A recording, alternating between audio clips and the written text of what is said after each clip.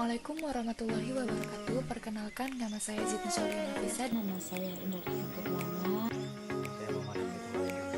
Nama saya Merel Octaviani. Kami dari kelas 3 kelompok 4, Ilmu Kealamiahan Dasar. Prodi Pendidikan Bahasa Inggris. Perkembangan ilmu pengetahuan seperti sekarang ini tidaklah berlangsung secara tiba-tiba, melainkan melalui proses yang bertahap. Karenanya, untuk memahami sejarah perkembangan ilmu pengetahuan harus melakukan klasifikasi secara periodik.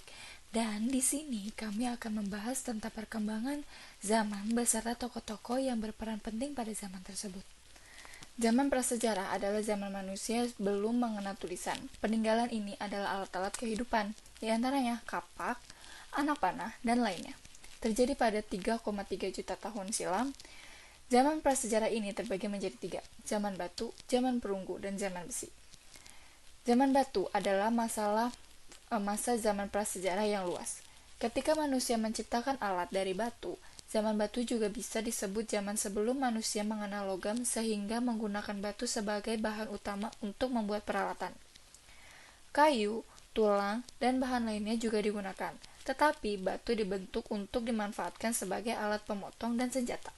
Zaman perunggu adalah periode perkembangan sebuah peradaban yang ditandai dengan penggunaan teknik melebur tembaga dari hasil bumi.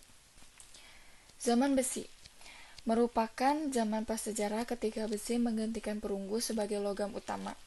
Dalam arkeologi, zaman besi adalah suatu tahap perkembangan budaya manusia di mana penggunaan besi untuk pembuatan alat-alat pertanian atau alat-alat pemburu di dalam suatu masyarakat seringkali mencakup perubahan praktik pertanian, kepercayaan agama, dan gaya seni. Yunani kuno adalah peradaban dalam sejarah Yunani yang dimulai dari periode Yunani Arkais pada abad ke-8 sampai 6 Masehi hingga berakhirnya zaman kuno dan dimulainya abad pertengahan awal.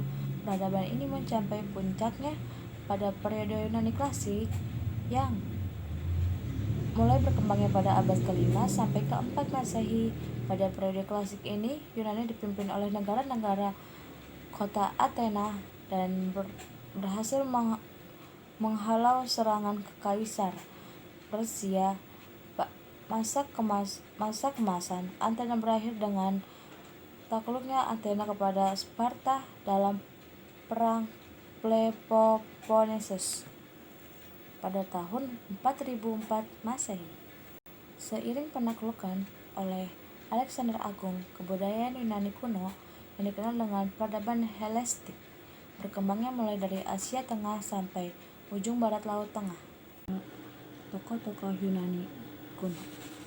Yang pertama adalah Alexander Agung, yang kedua Socrates, yang ketiga Homer, yang keempat Aristoteles, yang kelima Plato, yang keenam Pericles, yang ketujuh Pythagoras, yang kedelapan Archimedes.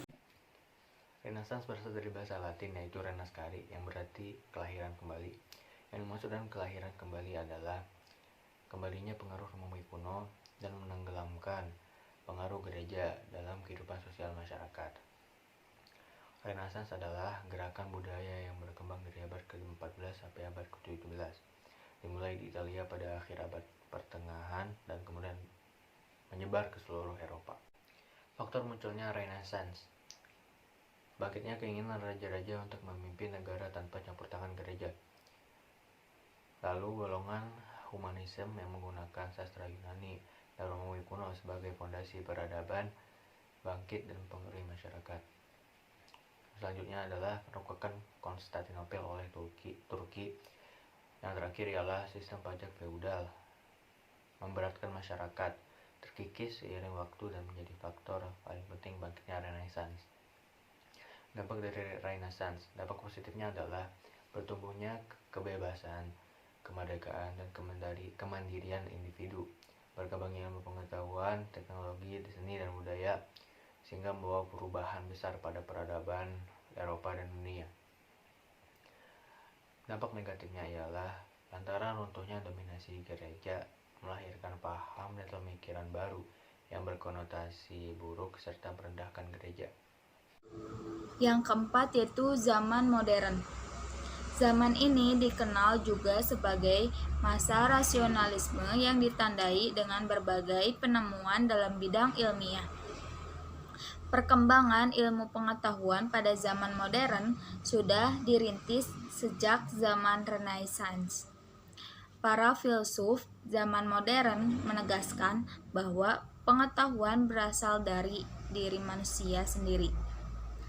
Aliran rasionalisme beranggapan bahwa sumber pengetahuan adalah rasio. Kebenaran pasti berasal dari rasio atau akal.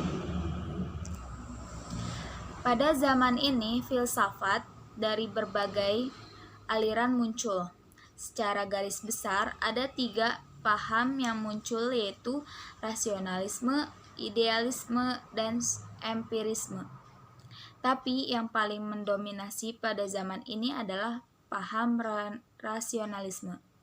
Sejarah perkembangan ilmu pada zaman modern dimulai oleh beberapa tokoh penting, yaitu yang pertama Sir Isaac Newton, yang kedua Leibniz, dan yang ketiga Joseph Black, keempat Joseph Priestley, dan yang terakhir Anthony Laurent Lavoisier. Yang kelima yaitu zaman kontemporer. Pada zaman ini bermula dari abad 20 Masehi dan masih berlangsung hingga saat ini. Zaman ini ditandai dengan adanya teknologi-teknologi canggih dan spesialisasi ilmu-ilmu yang semakin maju. Perkembangan ilmu pada zaman kontemporer ini meliputi hampir seluruh bidang ilmu dan teknologi dan ilmu-ilmu sosial seperti sosiologi, antropologi, psikologi, ekonomi, hukum, dan politik, serta ilmu-ilmu eksakta seperti fisika, kimia, dan biologi, serta aplikasi-aplikasinya di bidang teknologi, rekayasa genetika, informasi, dan komunikasi, dan lain-lainnya. Pada zaman kontemporer ini ada beberapa tokoh filsafat yang berpengaruh pada zaman tersebut. Di antaranya yaitu yang pertama Edmund Husserl, kedua Jean-Paul Sartre, ketiga Michel Foucault, dan yang terakhir William James. Sekian pembahasan yang dapat kelompok kami sampaikan. Semoga bermanfaat.